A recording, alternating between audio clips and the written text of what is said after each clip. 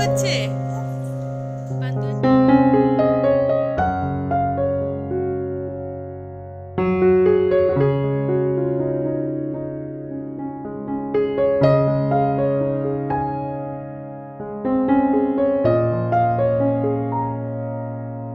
Hello everyone, welcome to my channel. আমি পরিণীতা আর আমার নতুন একটা ভিডিওতে আপনাদের অনেক অনেক স্বাগত জানাই। আর এখন ঘড়িতে বাজে সকাল 9টা। সোনাই এইমাত্র ঘুম থেকে উঠেছে, তো ওকে এবার ওই ঘরে পাঠিয়ে দেবো, তারপর আমি বিছানাটা তুলে নেব। গুড মর্নিং সোনা, আসো আসো আসো আসো, চলে এসো, আছো আপে তো এসো, এসো এসো।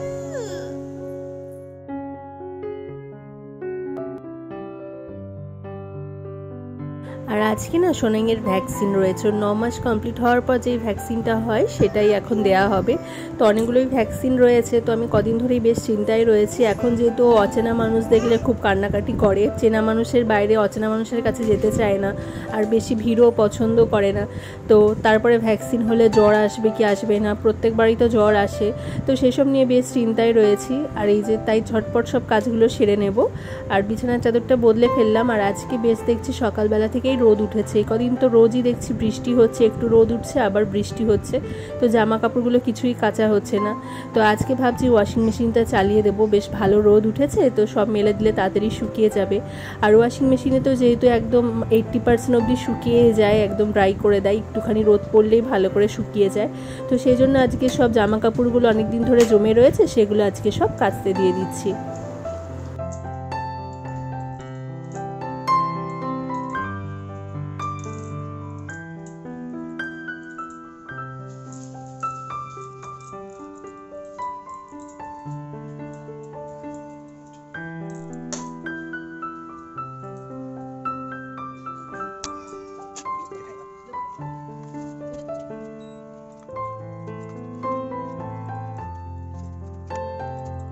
আর এই যে কাচতে টাইম নেবে 57 মিনিট মতন।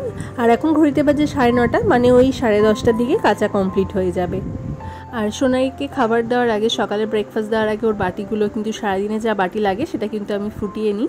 তো সেই জন্য এখানে জল নিয়ে নিলাম। আর এর মধ্যে আমি বোতলটাও দিয়ে দেবো, যেই বোতলে ও জল খায় সেই বোতলটাও কিন্তু আমি প্রতিদিন ফুটিয়ে নিই। তো এরপর 10 মিনিট মতন কিন্তু ভালো করে বাটি আর বোতলটা ফুটিয়ে নেব।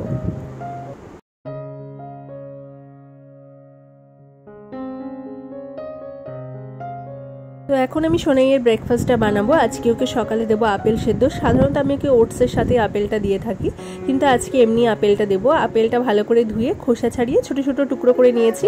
আর আমি কিন্তু ওকে গোটা আপেল দিইনি, অর্ধেক আপেলটা নিয়েছি। আর এবার আপেলটা ভালো করে সেদ্ধ করে নেব।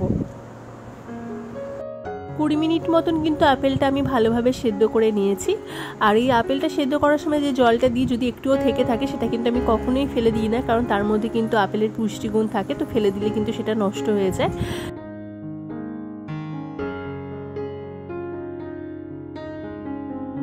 আর এরপর চামচের সাহায্যে ম্যাশ করে নেব।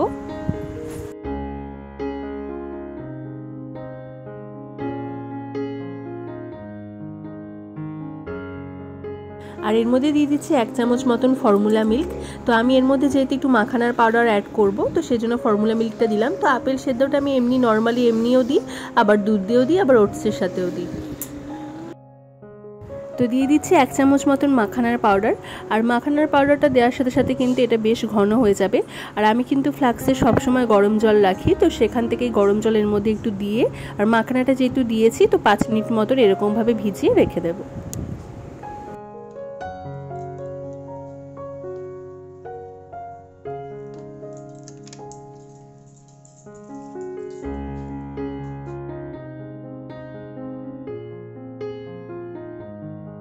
ব্যাস, তারপর সব কিছু মিক্স করে নিলেই হলো। তারপর সোনাইকে খাওয়াবো। আর ওকে কিন্তু আমি এখন এরকম একটু ঘনই খাবার দিই।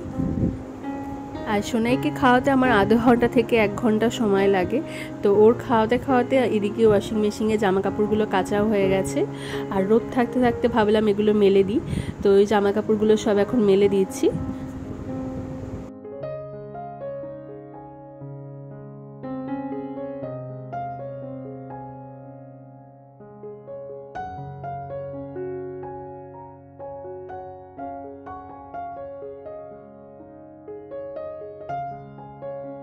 আর এরপর সোনাইকে স্নান করিয়ে দিচ্ছে, এখন 11:30 বাজে। তো এখন ওকে স্নানটা করিয়ে দিচ্ছি, কারণ এরপর আজকে ওর ভ্যাকসিনটা রয়েছে দুপুরবেলা 2টো থেকে। তো তার আগে ওকে খাইয়ে দাইয়ে নেব, তো সেই জন্য সব টাইম মতন করার চেষ্টা করছি। মাঝে মাঝে মনে হয় যে আর ভিডিও আপলোড করব না, কারণ যারা ইউটিউবে নতুন স্ট্রাগল করছেন তারা জানেন যে এত কষ্ট করে ভিডিও ক্লিপগুলো তোলার পর সেগুলো সময় বের করে এডিট করা, ভয়েস দেওয়া, তারপরে একটা সম্পূর্ণ ভিডিও তৈরি হয়। আর তারপর সেটা পোস্ট করার পর যখন ভিউজ হয় না, তখন কিন্তু ভীষণ মন খারাপ হয়।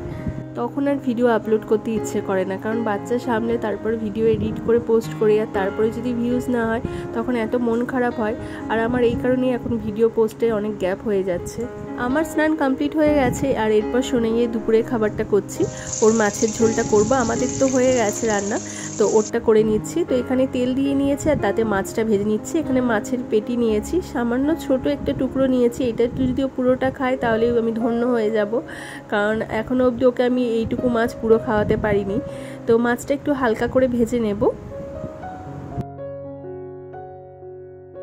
আর মাছটা ভাজার সময় কিন্তু আমি একটুখানি হলুদ আর একটুখানি সন্দক লবণ নিয়েছি, 1 চিমটি মতন মাখিয়ে তারপর মাছটা ভেজেছি। আর এখানে ফোড়ন হিসেবে দিয়ে দিলাম কালো জিরে ফোড়ন। কালো জিরে দিয়ে আজকে ওকে এই মাছের ঝোলটা করে দেব। এরপর জল দিয়ে দিচ্ছি, জল দিয়ে মাছটা ভালো করে সেদ্ধ করে নেব। আর এই যে সোনাইয়ের জন্য করা মাছের ঝোলটা কিন্তু হয়ে গেছে। আর এরপর হাঁড়ির তলার যে নরম ভাতটা হয় সেটা নিয়ে নিয়েছি। আর এরপর ভালো করে ম্যাশ করে নেব।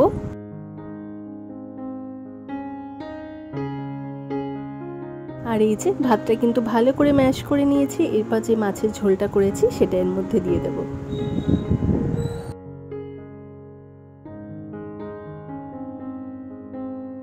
আর মাছের কাঁটাটা ভালো করে বেছে দেব। পেটির মাঝে নিয়েছি, কাঁটা কমই আছে, তবুও সূক্ষ্ম সূক্ষ্ম কাঁটা রয়েছে, তো ভালো করে সেটা বেছে নেব।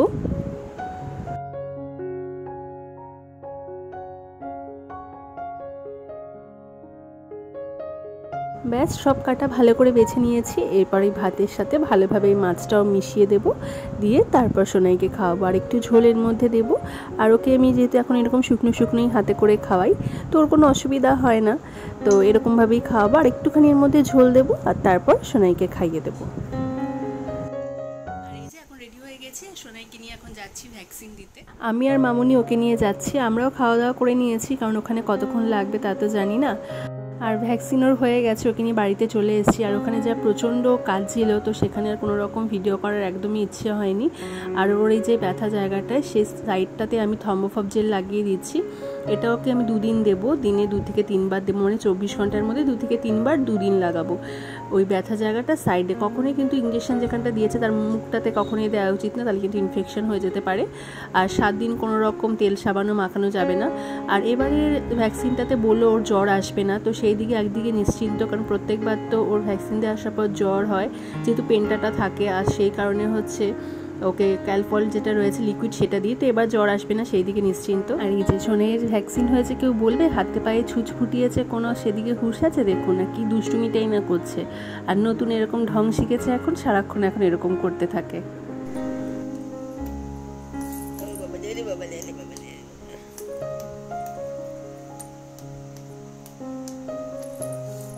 পান্তুয়াটা কি করছে? পান্তুয়াটা কই? এই দিদি কবি না।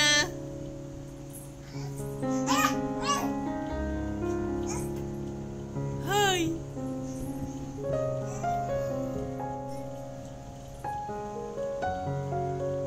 কি হলো? ঘুম পেয়ে গেল? ঘুম পেয়ে গেল?